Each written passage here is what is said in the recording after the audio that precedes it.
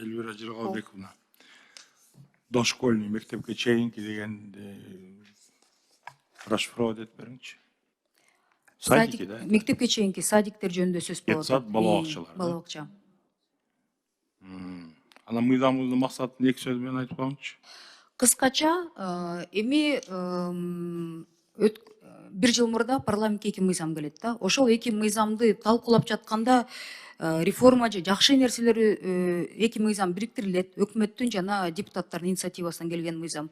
Ортодо ушул 6 пункт кантип өтүп кеткени, бул мындай эми суроолор көп болду, талкуулар көп болду. Мы парламент сконцентрировался на приоритетных реформа жасай турган нерселер. Ушул пункт өтүп кеттир да, сөздүн ачыгы. Бул парламенттин чоң кемчилиги, бул абдан чоң сынга алынды. Анан мы должны свои ошибки тоже признавать.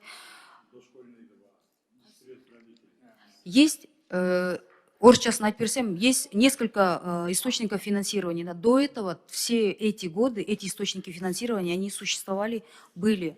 Это вот источником финансирования питания являются там средства республиканского бюджета, средства местного бюджета. Третье, добровольно внесенные средства физических, юридических лиц, средства родителей. Четвертый, пятый, это другие источники, не противоречащие законодательству Кыргызской республики. Интересно, и был пункт номер 4 статьи 28, и почему-то 6-й пункт К, организация питания в дошкольных и образовательных организациях осуществляется за счет средств родителей. Деп черным по белому прописали. И это 4-й пункт, он противоречит 6-му пункту на сегодняшний день. Мы должны просто убрать это противоречие. И Кабмин, пожалуйста, у Кабмина будет выбор. Я думаю, Министерство образования это тоже хорошо понимает, да, его представители здесь есть. Ошол 4-чү пунктта 5 источник финансирования. Ошонун бирөөсү родительский, да? Да, бирөөсү. Андан 6-чы пунктта кайталап койгонмун. Кайталап туруп, анан ошо 6-чыда отдельным именно только за счет родителей деп. И здесь, знаете, какая манипуляция идет? Когда родителям объясняют, ссылка идет, вот парламент якобы вот так принял, что только за счет родителей деп. А по факту они могут выбирать в пункте 4 из источников финансирования 5. Просто мы здесь, чтобы вот это вот как бы...